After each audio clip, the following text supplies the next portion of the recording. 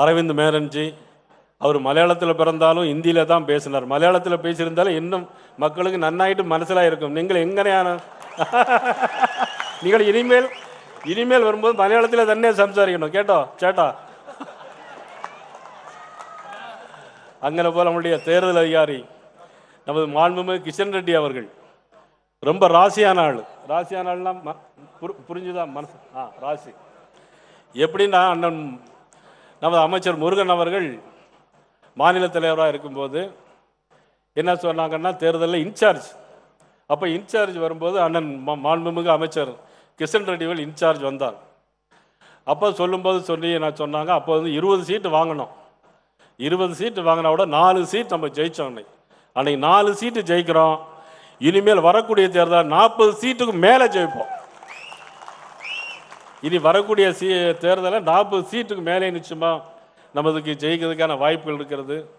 நமது பொதுச் செயலாளர் கருப்பு முருகானந்தம், கோவை முருகானந்தம், கரு நாகராஜன், நமது அன்புக்குரிய தம்பி வினோஜ், அவரும் மிகப்பெரிய நமது குமரி மண்ணிலிருந்து ஒரு மகாத்மா காந்தி நமது அண்ணன் சட்டமன்ற உறுப்பினர். இன்னும் நல்லா கைத்தட்டலாம் அவருக்கு.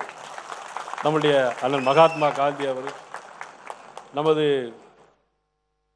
மற்றுமுள்ள பொறுப்பாளர்கள், முன்னாள் சட்டமன்ற உறுப்பினர் விஜயதரணி அவர்கள், முன்னாள் சட்டமன்ற உறுப்பினர்கள், அனைத்து பொறுப்பாளர்கள். மூர்த்தி சிறியது என்றாலும் கீர்த்தி பெரியது.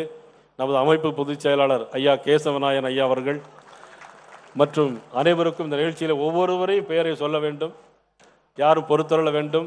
டெல்லியிலிருந்து வந்திருக்கிற நமது அன்புக்குரிய ஐஏஎஸ் அதிகாரி பிஜேபி ஆசீர்வாதம் அவர்கள் வந்திருக்கிறார்கள்.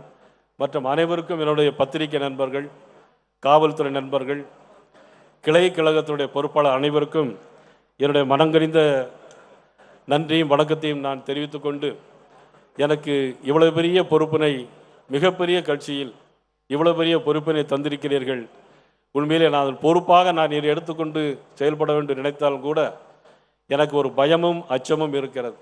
பிளே ஸ்டோர் மற்றும் ஆப் ஸ்டோரில் இருந்து பாலிமர் செயலியை QR கோடு மூலம் பதிவிறக்கம் செய்யுங்கள்.